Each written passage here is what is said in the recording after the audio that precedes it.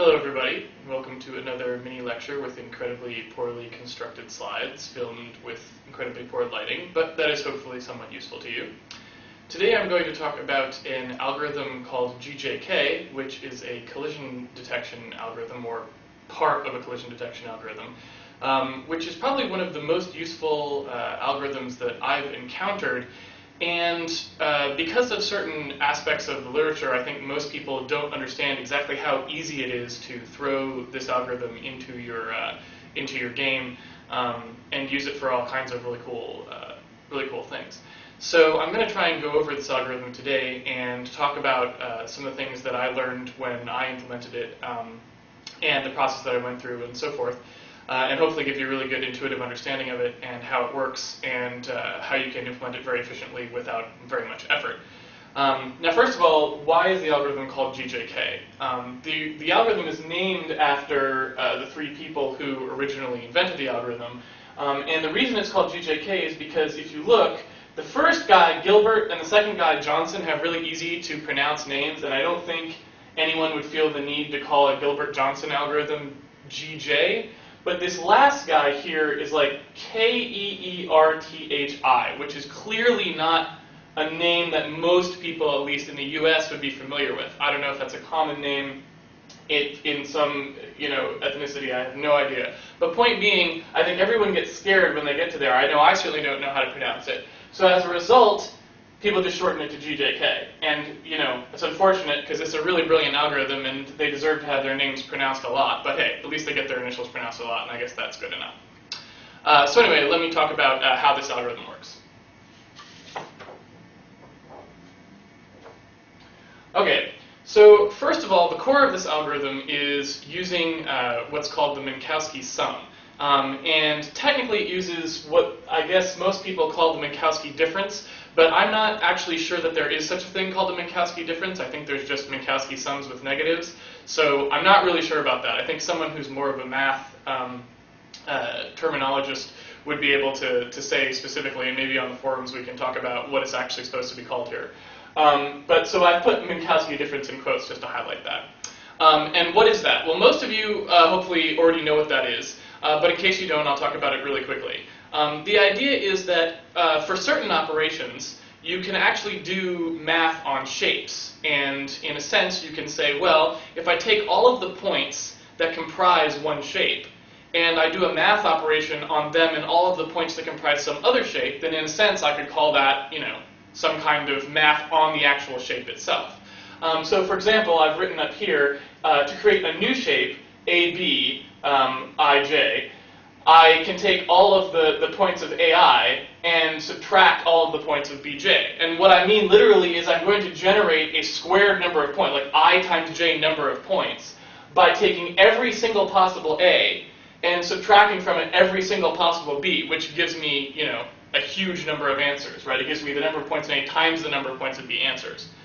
But if I think about it, then now I've essentially got a set of points which represents all the possible combinations of points using that operator, which in this case is minus, could be plus, could be anything. I have a new shape that has all the possible combinations of points. And, obviously we can define that operation. It's easy to say what it is. So the question is that useful? Does that give us anything that we want? And it turns out that, yes, it is a very interesting operation to perform. If you perform the Minkowski sum or Minkowski difference, if I use a minus or a plus here, if I perform either of those, what I essentially get is the effect of taking one of the shapes and sort of sweeping the other shape around its perimeter. If I think about the enclosure of all of the points that I'm going to get. So I've drawn some examples with circles here to kind of give you the idea. If I have one circle here, which is A, and another circle here, which is B, if I take the difference of the two, I end up with a new circle whose radius is the sum of the two, at a point that is the center of A minus the center of B. And it might be a little confusing about why that ends up actually happening, but if you think about it, it's because if I start at A, and I'm talking about all of the points in A, which are all necessarily contained within this circle, because I'm defining the circle as the shape that I'm talking about. If I'm then going to take all of the points of B, well, all the points of B are, for starters, offset by however much far away the circle is from the origin, right? Because all of the points are essentially vectors coming out like this, right? Now, if I was going to take the Minkowski sum, that would mean I'd kind of end up with a blobby shape that was over here, the size of a circle, the radius of the two, and offset downwards. But because I'm talking about the difference for these purposes, it's just going to go in the opposite direction, right? All of the points are going to actually be subtracted, so I move all of my points out this way. And this works for any shapes even if they're dissimilar, by the way. If this was a square, we'd just end up with a rounded rectangle up here, which would be, the result of subtracting all of those points. Now, I've drawn two diagrams here to talk about why we actually care about this. I'm sorry if that's a very brief introduction. I realize that if you haven't ever heard of this before, you'd probably like, whoa. But it's pretty easy to search on the web for Minkowski sum or Minkowski difference, and there are even little applets you can see on there that let you drag the shapes around, and it shows you the difference in real time, so you can kind of get more familiar with it. It really is just as simple as what I've said, but I realize that intuitively you might, be a little shaken by that. And since this isn't an entire lecture just about the Minkowski sum or Minkowski difference, I'm not going to go into too much detail or try to give you a really good understanding of it, and I apologize for that. But as you'll see, it's not that essential to understand it at a super intuitive level to be able to perform the algorithm, but hopefully you'll take a look at it on your own and be down with it. Anyway, the point that I'm going to look at, or the thing that this algorithm really hinges on, is the fact that when you take the Minkowski difference of two shapes, if the two shapes were not intersecting, meaning if they didn't have any points in common, right, then the resulting shape is not going to include the origin. But if they were intersecting, like A and B that I've drawn here, then their Minkowski difference does include the origin. And the reason for that is, of course, because they do have some points in common. Some of the points that we're talking about are shared. If you think of it as like a Venn diagram, they overlap, right? In the case where they don't overlap, we never contain the origin. In the case where they do overlap, we do contain the origin. And so for this GJK algorithm, that's the part of it that we're actually concerned about. The fact that the Minkowski difference has this property is the thing that actually makes the algorithm work. And really, I kind of noted over here, really the deal is that we don't actually even care, for purposes of this algorithm, so much about the actual full Minkowski difference.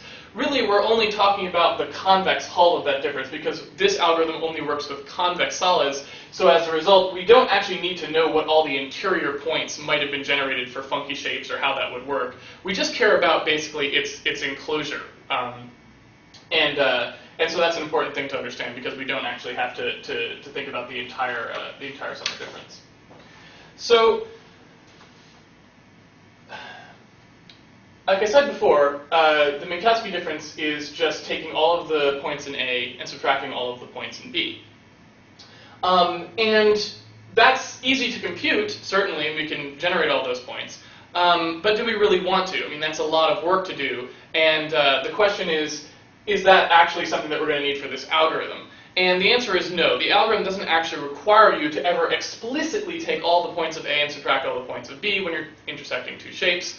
That's not necessary. This algorithm is only concerned with a thing called a support. And that means that I'm going to take a particular direction, some direction in space. And I'm going to ask you to give me whatever point in this Minkowski difference is furthest along in that direction. So if I went along that direction and I just kept going, what would be the point that was furthest along in that direction?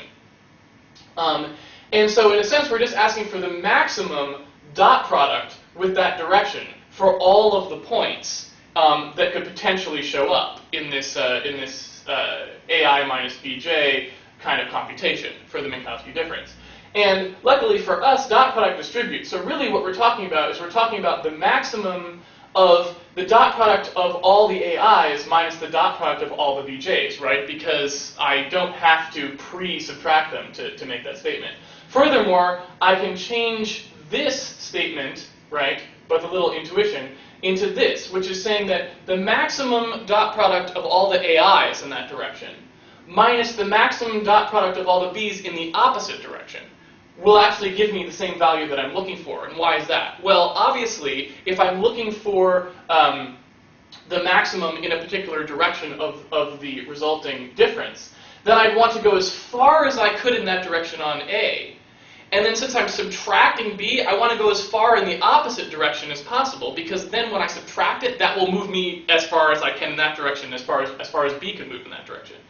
So if I really end up with just one operation that I need to do on the points of A and the points of B, which is to say the furthest along a particular direction vector, the furthest dot product along in that direction, is all the operation I really need to do. And so really what we're talking about here is the support operation that we need to actually compute when we actually do this algorithm. All we need to know out of all this Minkowski difference stuff that I've just talked about, the only thing that we actually end up needing to compute is for one of the, for whichever one of these shapes, we need to be able to compute the furthest along in some direction vector D, right? And then to compute this value that we wanted here, all we have to do is call this once with D and A, and the points of A, and then call it again with negative D and the points of B, and then subtract the two points that we get, and we end up with what we wanted originally, which was this expression up here, right? So basically, there's only really one operation we need, which is the support operation, which just finds the furthest point in a shape along a given direction. That's it. And we can generate what we need out of that. Okay. So now let's talk about the actual algorithm itself. The way this algorithm works is really, really simple and straightforward, despite the fact that it gets very complicated if you try to read papers about it. I don't know why they make it so complicated. I don't know if they just don't have a really good understanding of it, or if they want it to appear more complicated or something. I'm not sure why, but it's extraordinarily, extraordinarily simple algorithm. Very basic. All that happens in this algorithm is we start out with basically any point in that Minkowski difference, any one of them. Right? So we can call, if we have two shapes, we've got A and B, and we want to find out if they intersect. All we have to do is start by picking one of the Minkowski difference points. So any point in A minus any point in B is sufficient to start with. Now usually what you do is you go ahead and you make, for this algorithm, a single support function that computes support A minus support B or whatever. And you usually have just a single function that does the support, the total evaluation for A minus B. And the reason for that is sometimes you can do kind of cool things where you fudge it, where you don't actually have to compute the actual support of A minus the actual support of B. Depending on if you have special knowledge of the shapes, you might be able to find that maximal point more quickly. So usually you roll it into one function. So I'm just going to call it one function here. But this function could actually be broken up into support of A minus support of, support of A minus support of B in the opposite direction, like I talked about before. But for purposes of the rest of it, I'm just going to call it one thing.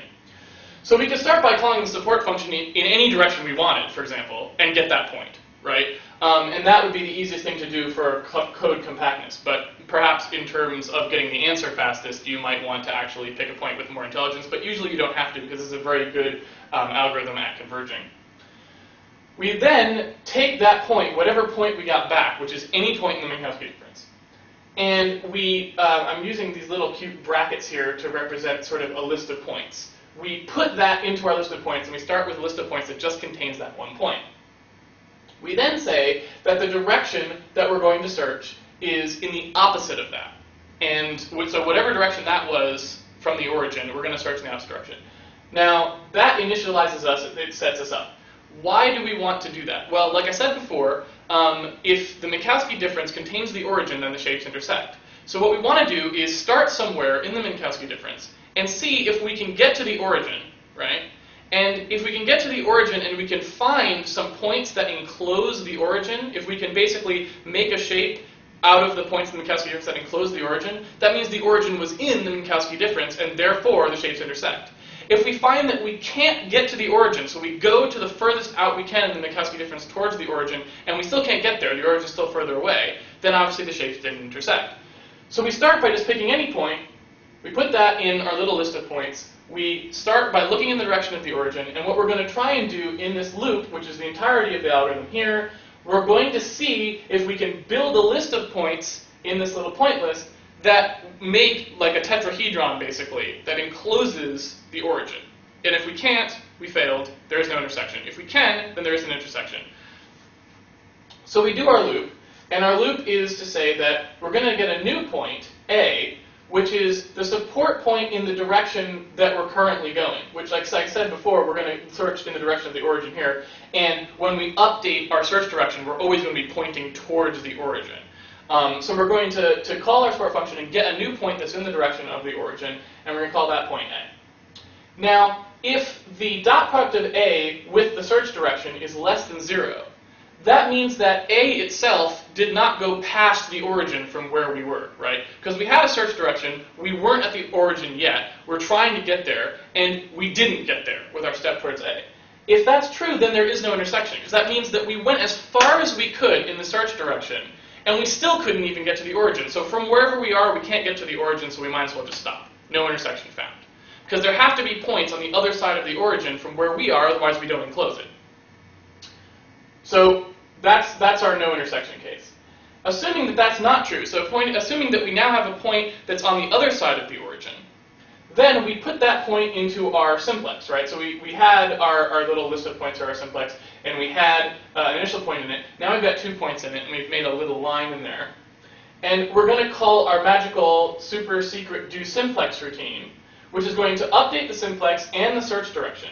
And if it returns true, we intersected. Otherwise, we keep going. And we just keep going and going and going and going, right? So all of the magic, all of the complexity, I mean, hopefully this is trivial to understand. There really wasn't anything interesting on here. All of the magic is in this do simplex routine. So what does that do simplex routine do, right? That's the magic. Well, all the do simplex routine does is it goes, okay, how many points have I got in here, right? I could have any number of points in there up to 4. I could have a point, which I started with. I can have a line, which is what happens when I get one new point. I can then get a triangle if I add a 3rd point, and I can get a tetrahedron if I add a 4th point. Now, a tetrahedron is all I need to enclose the origin, right? I can enclose the origin in a tetrahedron because there's volume in a tetrahedron. So there's no need to go further than 4 points, because for a convex shape, I should always be able to pick 4 points which create the tetrahedron that encloses the origin. If you think about it, you can tetrahedralize a shape, right? Any shape can be broken into a series of tetrahedrons. So I know that I should be able to pick 4 points that do enclose the origin for any shape, really. And in this case, we're only talking about convex shapes anyway. So I don't ever need to generate more points than that, because I should be able to always find just 4 points to do it. I don't need to create some crazy other solid. So the do simplex routine is, all it is a routine that can take one of those 4 cases, points, lines, triangles, and tetrahedrons. If it's a tetrahedron, if the origin's in it, it just returns true. Otherwise, no matter which one of the ones it is, it looks to see which part of that shape is closest to the origin, right? Let's say it's the tetrahedron. Is a face closest to the origin, right? If it's a line, is the line close to the origin, or is one of the points closer to the origin? Whichever one that is, it makes that the new simplex, and then sets the search direction to be from that to the origin. That's all this thing does, right? So either it's a tetrahedron and it contains the origin and we intersect it, and we're done, or we find what part of us was closest, and we make that the new simplex and the direction towards the origin. Okay, so let's talk about how that works. Hopefully we're all good on this. Obviously, points are not interesting, because if we have a point, then all we're going to do is add a new point immediately. In fact, I moved this away too quickly. Right. Hopefully you can see here, I always add a new point right at the beginning of the routine. So as long as do simplex always keeps at least one thing in the simplex, I always have 2 things by the time I call this, right? So there's never a case where you're just dealing with a single point. You're always dealing with more, because do simplex never returns nothing. It always returns at least a point as the simplex to continue with. Okay, so the smallest shape that we actually have to deal with in do simplex is always going to be 2 points that make essentially a line segment. Okay, so if we have a line segment, then we have 2 points, A and B, and for all of these slides, I'm always going to talk about the point that we just added as point A. So in other words, this point is the point that just got added to the simplex. B was the old point. B was in the simplex before, okay? And that's crucial to understand, because one of the things that I think a lot of papers on the subject don't get is the fact that it matters. because a lot of the information that you can use to write an efficient GJK algorithm comes from the fact that you know which points were there before. And as a little side here, I've actually seen papers which go through a lot of work to quote-unquote cache information. But really, as you'll see when I go through these, you don't need to cache any information from step to step, because using the knowledge of which points were in the simplex before, you don't even ever actually have to cache data, because you can immediately invalidate all of the checks that you would have done with that data just by knowing which points were which. So anyway, okay, here we go. So as I said before, our do simplex routine, its job is to say, for a simplex, in this case we're having 2 points, we want to know what part of that is closest to the origin. In this case, there are 3 parts that could be returned. I could return B, meaning the point B was closest to the origin, so everything this way, the origin's over here somewhere. I could return the point A, which means that the origin's over here somewhere, right? Or I could return this AB, the line itself, which means that the origin was somewhere in between those 2, right? So which one of these, basically it's which one of these areas do I fall into, is the question. And somehow I've managed to not draw the number 2 on this. But you know what? That's what the black magic marker is for. Let's see you do that with PowerPoint slides on the fly. Okay, so basically we have 3 regions here. We have region 1, we have region 2, we have region 3. Okay? And we just need to know which one of these we're in. And furthermore, once we determine which one of those we're in, we then also need to know what our search direction should be, which direction we should be going in to find the next point, because remember, we need to return a new simplex and the new direction to search in. Okay, so what we could do, right, is we could go, well, let's see, we've got kind of a plane here. We can see what side of this plane we're on, because if we're on this side of this plane, then we're in B, right? And then we could look to see what side of this plane we're on, and if we're on this side of the plane, so if we knew we were on this side and we knew we were on this side of A, well, then we must be in this region. And if not, then we know that we're in the other region. So that would be 2 plane tests, right? We have to test this plane, and then we know which region we're in. But that's the kind of retarded approach that you normally see. You don't want to do that. The reason you don't want to do that is because you know a priori that you cannot be in this area that's closest to B over here. B cannot be the closest point. Why can't B be the closest point? It's a mystery, right? No, it's not a mystery. The reason that B can't be the closest point is because we just added A, which means that we were at B, we searched for the origin in some direction that was in the direction of A, right? So it means that B, already we know that the origin is somewhere on this side of the plane. Because if it wasn't, A wouldn't be on this side of the plane. So we always know that the direction from B to A is the same as the direction from B to the origin, which means it can't point backwards, right? So there is no section 3. Even though there technically is a section 3 made by the simplex, we would be stupid to look for it, because it can't be there. So we're really only asking which side of A's play it's on. Because if it's on this side of A, we know that it's the AB simplex. If it's not, then we know it's A, right? So it leads us to an extraordinary simple algorithm for this case. We just go, if AB, oh, I should mention something for notational convenience that I've done here because I wanted to underscore something, so let me back up 1 second. All of the checks that we're going to do for all of these algorithms, for all of the simplex cases also, by the way, can be phrased in the same way, which is this ray in the same direction as the origin? So just, is this dot the direction to the origin greater than 0? That's the only check that you actually ever need to perform in this whole thing. You just perform multiples of those checks. I know in papers you see like Cramer's rule and divides and crap like that. There are no divides in this algorithm. I don't know where they came up with the divides. I'd love to know. It would be great to know how they got divides into this algorithm, because I don't know, because there aren't any.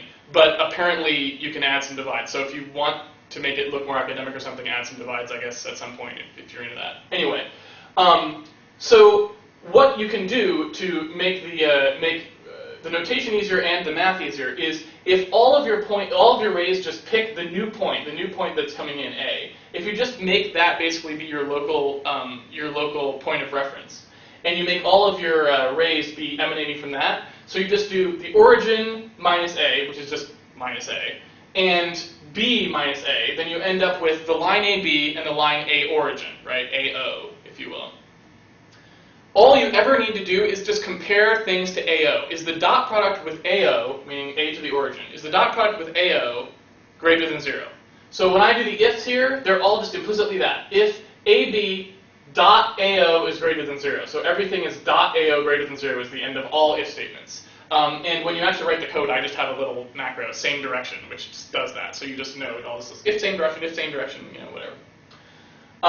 So anyway, if AB is in the direction of the origin, then the simplex is AB. Because again, if the origin is pointing in the same direction, you know, it dots positively with AB and the origin, then we know that we can't have been behind this line. Because AB is the plane normal for this plane right here. So we know that if the origin is pointing in the same direction. And again, these are not normalized vectors, right? So that's not where the secret, there's no square roots, there's no divides, these aren't normalized. We just need to dot them together and see if it's positive. And in order to dot them and see if they're positive, we don't care what their scale is. Could be anything.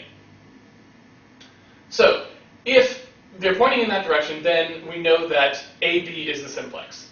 And so we set the new search direction to be AB cross AO cross AB again, which is just the simple thing of taking two vectors, I cross them to get another vector, then I cross them to get a perpendicular. So basically all that does is get a perpendicular to the edge that points towards the origin, because that's the new search direction that we want to go, because our shape is now basically this kind of like sheet, and we're trying to go from that. Otherwise, we know that A must be the closest one. So the simplex is just A, and the search direction is just AO, which we already know. That was the thing we were comparing against. So that means if the origin was out here, it was beyond this plane instead of in here, then that's the direction we need to go. So this case right here is case 1, which is anywhere in this kind of like area bounded by here and here. We know it can't be over here. And then case 2, which is this one, is just the stuff outside. And again, note that by carefully choosing which planes we test against, we only need to do one if. So we determined essentially between 3 regions with one if, because a priori we eliminated the B region, and then we knew that we could separate 1 and 2 by using a single plane test. So we did. Okay, triangle case gets more complicated. Now, again, you should be able to, just from what I said there, immediately know how we're going to do the triangle case and the tetrahedral case, right? I mean, basically all we're doing is we're drawing a shape, and then we're constructing a bunch of plane tests that tell us where we are in terms of what the closest feature is. You could think of it as like a, like a Voronoi diagram. What region of the Voronoi diagram am I in? Which is just a series of plane tests, right? So the question is usually just, how do I organize these tests to make it very efficient? But even if you didn't do it that efficient, it's still just a bunch of dot product tests, right? Because now you know the geometric intuition behind it, all you have to do is just engineer a set of dot product tests that tell you which of those regions are in, and then you're done. So let's look at the triangle case. Now, there's a lot more to draw in the triangle case, but you still don't have to do that many ifs at the end of the day to actually get it to work. Here's my triangle case. A is the new point, again, and we have B, but we also have a C now. And I wound them counterclockwise because I usually use counterclockwise triangles, but if you're a clockwise triangle kind of guy, sorry. So now we have 8 regions that we could be in. We could be closest to A, we could be closest to C or B, so there's 3 regions. We could be closest to one of the edges, this edge, this edge, or this edge, so that's 3 more regions, that's 6 regions. And then we could also be closest to the triangle, and we could be closest to the triangle above it or below it. See, I drew a little complete piece of crap 3D diagram here. I could be above the triangle or below the triangle, because again, this isn't 3D. And that matters, so the triangle itself is a plane that separates those 2 spaces in half. However, do we really have to consider all 8 spaces? Again, just like the logic we used in the line case, it turns out that 6, 7, and 8, our back 3 cases here, are irrelevant. And the reason that we know that they're irrelevant is because how did we get to a triangle? Well, the way that we got to a triangle was we had 2 points and we added a 3rd point, right? Because we only ever add 1 point per step. So we know that previously this line was the old simplex. And what do we know about lines? We know that when we have a line, we then search in this direction for the new point, right? That's what we know about lines. So we know ahead of time that this line here, this this plane that I'm drawing on my hand, you can see the dotted line here, and this dotted line here, these two. We previously determined that this shaft contained the origin. That means there's no way I could have been up here, there's no way I could have been out here, because I knew that I searched in this direction. So I'm not behind this, I'm not behind either of these, which carves off C, B, and the BC edge. So we can't return B, we can't return C, and we can't return the BC edge. So all of this crap is out of the question. So really, we only have 5 things we have to differentiate between. And again, crucial observation there. We don't need to differentiate between all 8, we only need to differentiate between 5. Because we know where we came from, and there's no point redoing work that we did before.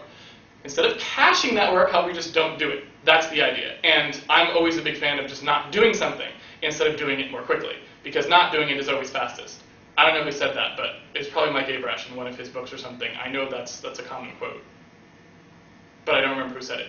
Sorry if I'm misappropriating that. Anyway, so if we look at this construction here, how do we organize the tests and what stuff do we need to test with? Now we need to generate some auxiliary quantities. In the previous test, it happened to be pretty easy because the only real quantity we needed to test against was just the subtraction of the 2 points, right, B minus A, and we just used that to be our single plane determiner. Now here, it's a little more complicated than that because we have a more complicated shape. So we have to generate some new quantities. What are those quantities? Well, we need to know the two edge, we need to know the planes that carve off this triangle. So we have to have AB cross ABC. Well, actually, I should say, first of all, we need ABC, which is the cross product of the triangle. We need to know the plane of the triangle. Then we can cross that with AB to get this edge, and we can cross that with AC to get this edge. And those are the auxiliary quantities we need, besides just the lines AC and AB. But still not very much work there. It's 3 cross products, and, of course, the 2 subtractions.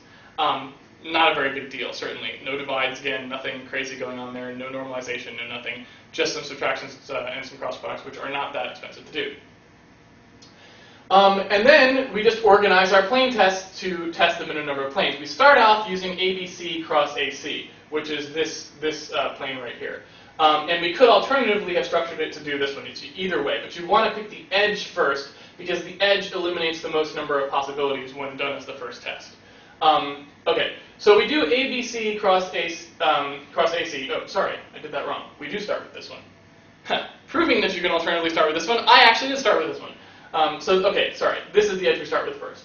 If we're on this side of the edge, then we do this, if the origin is on this side of the edge, then we do this case. And if it's not, then we do the more complex case, the bigger case. Now, in either case, though, we're not going to do that many ifs total, as you'll see, because we pair off ifs to eliminate. So let's assume that we are on this side of it. Then if AC is also in the direction of the origin, which meaning that, so it's this way and it's this way, then we know that it is, in fact, AC, and we're in region 1, which is this region up here. Because if we're this way, if we're on this side of this line, and we're on this side of this line, then we're in this area. There's nothing else in this area besides this AC's region is the only thing that's there. Because again, we can't be in C. So we know that this is not, we know that up here is not an issue. So once we've got that, we know that that's what it is. So we just return the edge AC, and again we use the AC cross AO cross AC thing to produce a perpendicular, and that's the direction we're going to search. Now, the observant person might go, well, hey, wait a minute, you already have a normal coming out of the edge here. You did ABC cross AC. Why don't you just search in that direction, Casey? And that's a good suggestion. Unfortunately, it's not quite right, because you want to go from the edge towards the origin. And that normal is not necessarily pointing towards the origin, right? In 2D, it looks like it is. It looks like it'd be the same, but really the origin could be further back or out here, right? This is pointing directly in the plane of the triangle, but the origin could be out here. So what we want is something perpendicular to the edge that's pointing out towards the origin. So you really do need to do this again.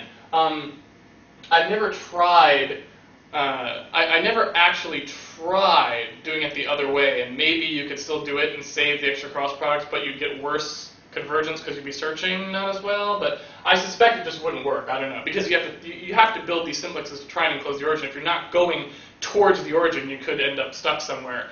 So I would assume that you really do want to always make sure that you're picking the right normal, but who knows? I don't know, maybe that's an interesting area of optimization is not quite right search directions. Who knows? I haven't tried it, so I won't say for sure that it's not a good idea, but that's not what I do. Okay, so anyway, that's our case here for case 1. If we're not, if we're on the other side of this one, then we're going to do the magical case called star. And the reason that I have the magical case called star is because you do one more if to determine where you are, but you also do that same if this case is true. So I'll tell you what star is, and then later I'm just going to say we do star again. So really you can imagine there's just like two of the cases are identical because we've isolated ourselves to the same area, and we need to do the same check to determine what's going on. So again, we've tested ABC, AC, and we know we're on this side of it, right? But then we tested AC, which is this direction, and we found that we actually weren't on that side. So we're on this side of AC. Now the problem is this line still leaves us with two regions. We could be in region 4 or we could be in region 5, right? Because we could be closest to A or we could be closest to AB because this line doesn't have anything to do with this line. That I said these lines aren't related because as B and C move, these two things kind of fold about. And we can't make an a priori determination about them just from having tested AC. Ergo, we need to test the line AB and see which of these two we're on. If we're on, if the origin is on the same side of AB, then we know that AB is the simplex, right? And so we go if AB, return AB cross AO cross AB, same deal with the edge normal, done. If it's not, then we know that it's A, so we just return A and A to the origin, just like we did in the previous case when A was opposed to simplex. So that's that entire group. Otherwise, then we need to differentiate between so that was this whole thing is if we're on this side of ABC, right? Okay. So now we're going to do if we were on the other side of it, right? If we're going to be on the other side of it, then what we need to do is go, okay, if we're on the other side, then we're saying that we're on this side of this line. We could be in here, we could be in here, we could be in here. We need to figure out which ones we're going to be. Now again, we're not going to consider 7 and 8 because we know we can't be in those. So we just need to figure out which ones of these we're in. And again, whenever we're on this side of one of the edge planes, we have to determine also whether if we're in the triangle area, if we're actually enclosed by these planes. We need to figure out whether we're above or below the triangle. Okay. So if we know that we're on this side, we then test this edge, right? So if this edge is if this edge is also pointing in the same direction as the origin, so if the origin is on this side of it, then we're going to have to do that same check, the magical star check, because if we're on this side of this edge, then we again don't know, are we in region 5 or region 4, right? So we need to test AB to determine which side of these two we're on. So again, we just do the star check and same exact thing. Otherwise, now we know we've tested both of these. We did 2 ifs in now, and we know that we're inside here, right? So once we're inside here, we just need to test ABC and see are we above the triangle or below it. If we're above the triangle, meaning we're pointing in the same direction as the triangle's normal, then we know that it's just ABC. The new simplex is the triangle, and the search direction is just coming straight out of the triangle. But if we're below the triangle, then we just permute the vertices, and we do ACB. So we rewind the triangle to be pointing in the new direction. And we set the search direction to be the opposite of the normal of the triangle, negative ABC, right? Which again, ABC is just AB cross AC. I write it ABC so I don't have to keep writing that. So that's basically it. That's really all there is to it. And again, there's quite a few ifs written here, but you only ever take 3 of them, right? You only ever go if, done, or if,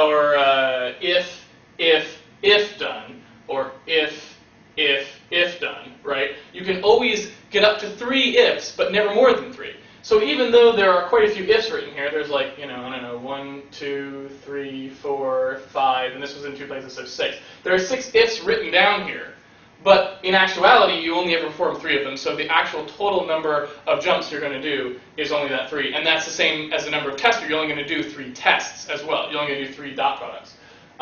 So it's really compact. I mean, that's all you need to do to take a solver step. Now, for reasons that were hopefully clear to you on that slide, I cannot actually make a slide that has the tetrahedral case because you wouldn't be able to actually see anything.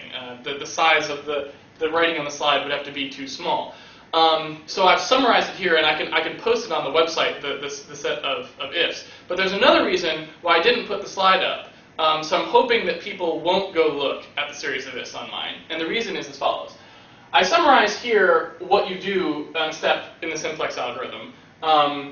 when you have just a single point, you don't do any ifs. You're never going to call do simplex. You're just going to add a new point to it.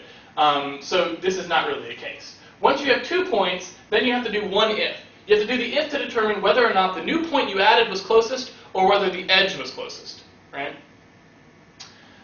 For 3 points, you have the triangle, and we needed to do 3 ifs at maximum to determine whether or not we were closest to one of the 2 edges, the point, or the 2 sides of the triangle.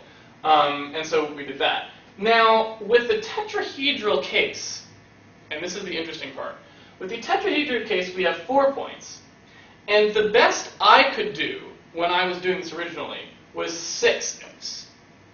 And I ran out of time because I was trying to actually get some implementation stuff done. I didn't have like a couple weeks to sit down and really grill this guy.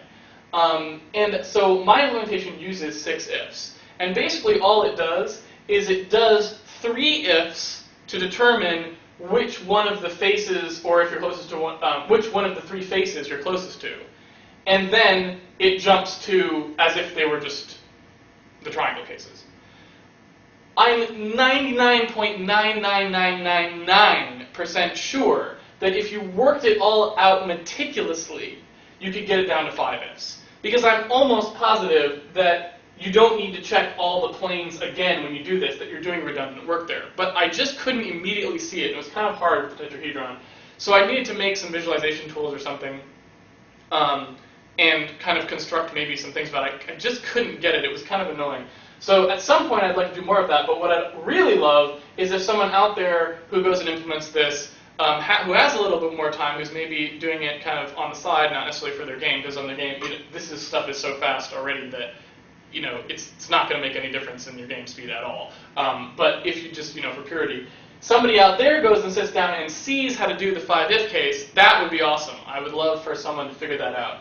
Because I don't know when the next time I'm going to get to look at this is, and so I'm certain that somebody could come along and do it in the meantime, and that would be super cool. So it is 6 right now, but I think we can do better. 6 plane compares and ifs. So basically that if rays in the same direction as origin, 6 of those tests. So let me go back and summarize.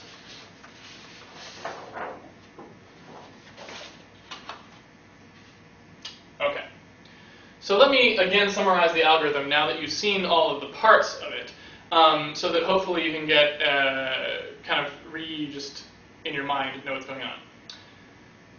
We're using the Minkowski difference. We're trying to figure out in the Minkowski difference shape what tetrahedron we can use to enclose the origin. So what we're going to do is we're going to walk from simplex to simplex, making lines, points, tetrahedrons, moving through the shape to try and get a tetrahedron that encloses the origin. We're going to do this by starting with a point, adding another point that's furthest in the direction of the origin, then another one that's furthest in the direction of the origin, then another one that's furthest in the direction of the origin, something like this, to try and make a big tetrahedron that encloses it. And every time we're not quite enclosing the origin, we find out which face or which line or whatever is closest, and we add a new point in that direction, hoping to kind of enclose the origin. And if we can't, if we find that we get to the edge of our shape, and we can't ever add another one that would put us on the other side of the origin to hopefully enclose, then we assume that there is no intersection because, hey, we can't enclose the origin, there must not be. So we start the algorithm by picking any point. We just ask our support routine, say, here's some random direction, whatever direction we want, pick us some point. Great. We put that in our simplex. We start with a point in the simplex. We choose our search direction to be in the opposite direction of that point because that's the way the origin is. And then we loop. We add a new point by telling it to search in our search direction for the point that is furthest along in that direction, furthest along. We then say if we couldn't get, if our dot product with that direction of the new point we found in the direction is less than 0, then we couldn't get a point that was past the origin. The origin is further along the support vector than our point, which means we're screwed. No intersection. We're never going to be able to enclose it. We can't even get a single point that's on the other side of it. We're done. So, assuming we can find a new point and the search can continue, we put that point in the simplex, growing our simplex. We then call one of our line, segment, triangle, or tetrahedral simplex evaluation routines They update the simplex by finding out which of the elements of the simplex is close to the origin and picking a search direction that comes out of that simplex towards the origin. We make that the new simplex, that the new search direction, we continue. Find a new point, see if we can close, etc., etc. That's it. That's the entire GJK algorithm. It is as simple as this. There will be like one routine called GJK intersect, which is essentially this exactly.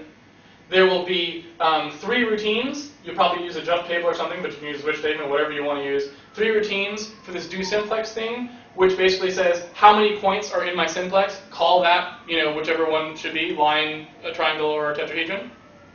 And then there'll be your support function. And the support function is just something that can compute that Minkowski difference. And again, usually it's going to just be something like, if I have 2 convex objects, right, which are set of points on the surface, usually I'm just going to go whichever is the point that's furthest along D on object A, as minus whichever point is the furthest along the opposite of D, and that's going to be my support function for 2 point clouds. But one of the interesting things here is none of this and none of those things we wrote give a crap or a shit for in case this is broadcast on cable and like they're not going to bleep it out or anything. Basically none of these things care at all about how we generated this support function.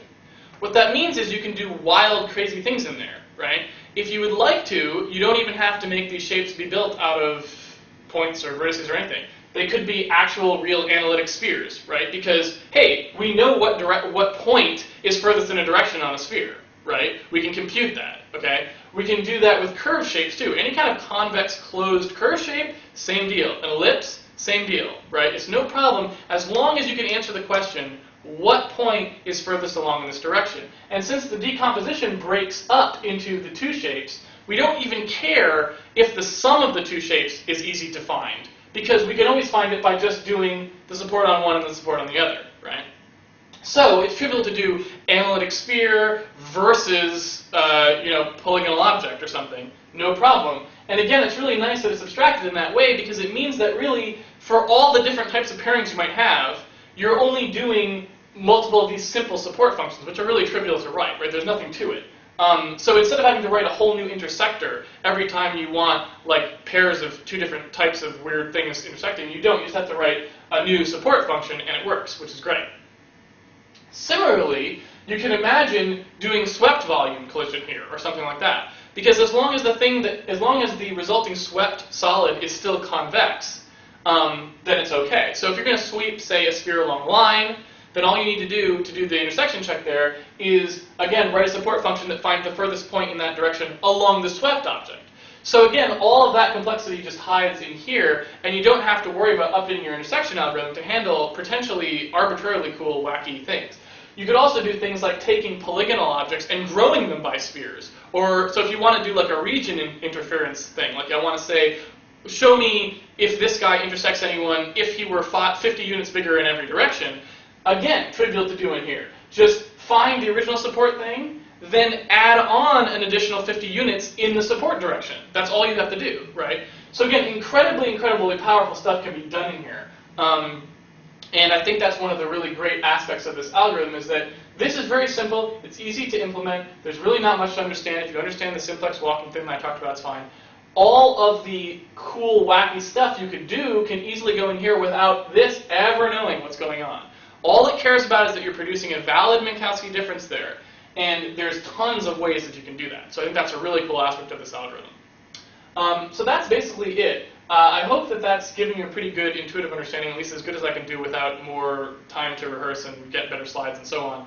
I know that this would probably be way easier to understand if you could see the magical simplex rotating in 3D and you pick a point and it like picks the thing and picks a new point and blah blah blah, keeps going. But unfortunately, hey, it's best I could do, so sorry about that. If you have any questions about this stuff, again, there's always, I post these on the forums at www.mollyrocket.com, and you can just click on the forums or just put /forums on the end of that and we'll go there.